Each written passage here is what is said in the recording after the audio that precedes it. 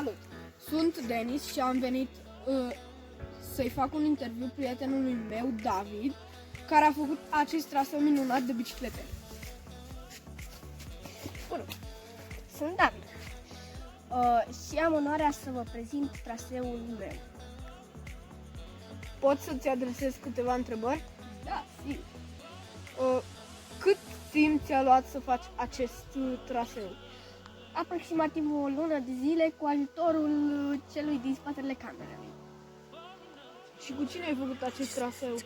Cu Flaviu. Mie mi se pare foarte abrupt și puteți să cădeți. Da, sigur. Nu e chiar așa când te dai prima dată, a doua oară, a treia oară. Te obișnuiești.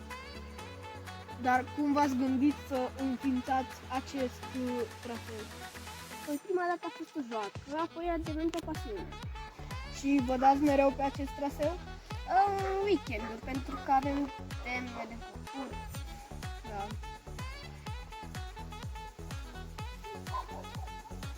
Și ați întâmpinat greutăți în a face acest traseu? Da, pentru că un om ne-a stricat traseul, apoi l-am făcut. La fel. Vă place priveliștea de aici? Da, și vă recomand să veniți și voi, foarte curat și foarte frumos. Haideți cu noi să vă prezentăm priveliștea.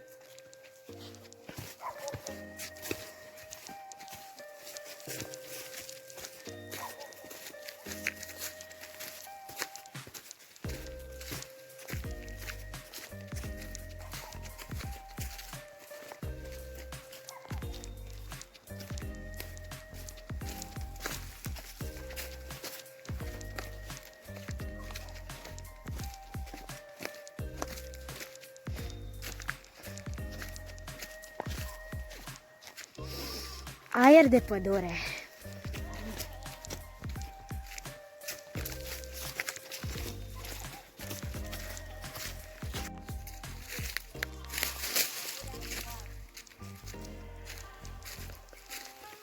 Cea mai frumoasă pădure.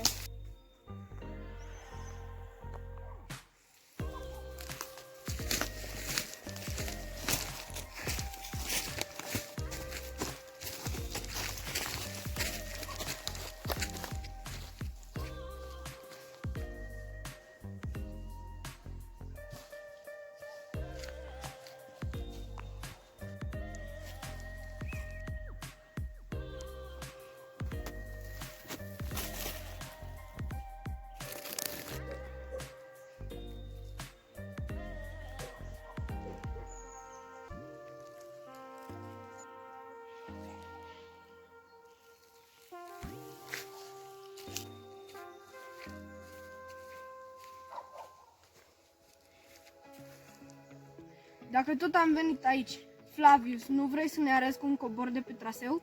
Sigur că da. Acum vom coborî.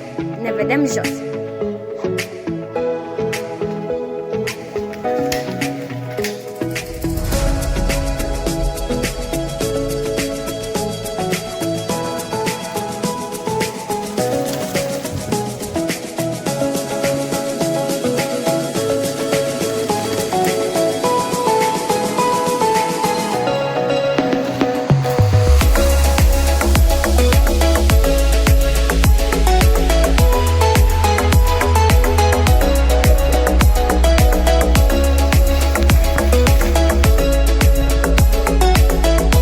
Deci noi vom organiza un concurs, adică într-un fel o plimbare.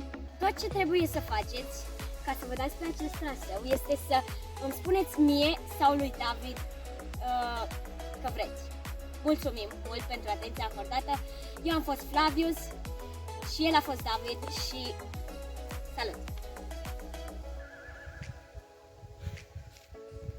Mulțumesc, David, pentru interviu și Flavius, îți mulțumesc că ai fost prezent aici.